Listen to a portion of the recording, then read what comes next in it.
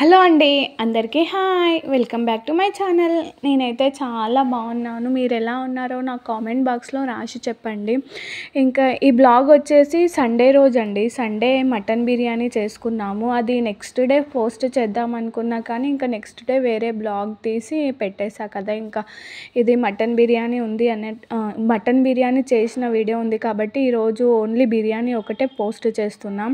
ఇంకా నార్మల్గా రేపటి నుంచి మళ్ళీ బ్లాగ్స్ అప్లోడ్ చేస్తాను. ఇక్కడ మటన్ బిర్యానీకి నార్మల్గా ఫస్ట్ నేను మటన్ బిర్యానీలో మటన్ కడిగేసుకొని అందులో ఉప్పు, కారము, ఆయిల్, పసుపు, కొన్ని మసాలాలు మొత్తం వేసి పెరుగు వేసాను. పెరుగు వేసి కలిపాను. కలిపేసి ఒక 2 hours అలా ఫ్రిడ్జ్లో పెట్టేశాను. 2 hours ఫ్రిడ్జ్లో పెట్టేశాక ఇంకా 2 hours అయిపోయాక మళ్ళీ మటన్ కాబట్టి ఫస్ట్ మనం మటన్ ఉడకపెట్టుకోవాలి. లేకపోతే మటన్ బిర్యానీకి పీసెస్ ఉడుకుతాయో లేవో అన్న డౌట్ ఉంటుంది. సో కాబట్టి చికెన్కి అయితే అలా చేయాల్సిన అవసరం ఉండదు. చికెన్కి ఈజీగా ఉడికిపోతుంది. సో మటన్కి నేను ఫస్ట్ మ్యాగ్నేట్ చేసి పెట్టిన 2 hours మళ్ళీ కుక్కర్లో ఇలా వేసి కుక్కర్లో ఒక 10 విజిల్స్ వచ్చే వరకు నేను పెట్టేశానండి. 10 విజిల్స్ వచ్చేసాక ఇంకా కొంచెం 75% మటన్ ఉడికింది అని ఓపెన్ చేసి చూసాను. ఉడికింది 75%. ఇంకా తీసి పక్కన పెట్టేశాను. ఇక్కడ కుండ పెట్టాను. కుండలో ఆయిల్ పోసి ఆనియన్స్ ఫ్రై చేశాను. ఇంకా ఆనియన్స్ ఫ్రై అయిపోయాయి, తీసి పక్కన పెట్టేశాను.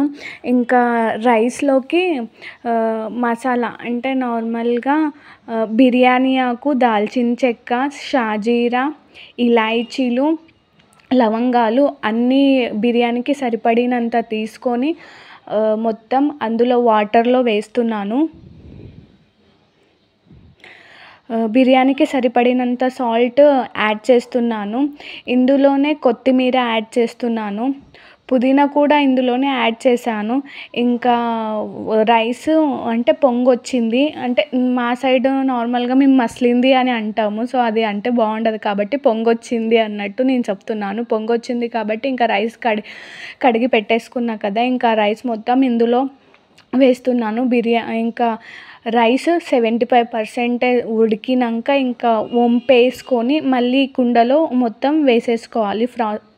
ప్రాసెస్ ఇంకా కుండ తీసుకొని రైస్ ఉడికింది అని పక్కన పెట్టేసి వంపేసాను. రైస్ని వంపేసి పక్కన పెట్టేసి కుండ తీసుకొని మటన్ 75% ఉడికిందని చెప్పాను కదా, అది కుండలో వేసేసుకున్నాను. కుండలో వేసుకొని ఒక 5 minutes అలా మటన్ని మళ్ళీ ఒక 5 minutes ఉడికించాను. ఉడికించిన వెంబడే రైస్ 75% ఉడికిందని చెప్పాను కదా, ఇంకా ఇందులో రైస్ మొత్తం కుండలో యాడ్ చేస్తున్నాను.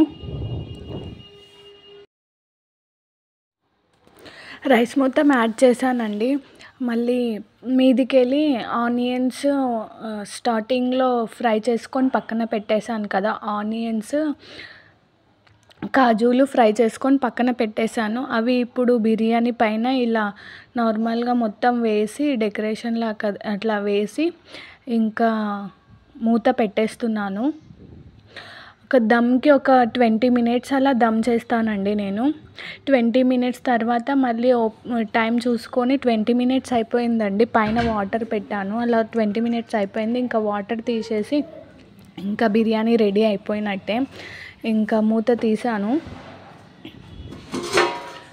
ఇంకా మటన్ బిర్యానీ రెడీ అయిపోయినట్టే అండి. చూడండి ఎంత మంచిగా ఉందో.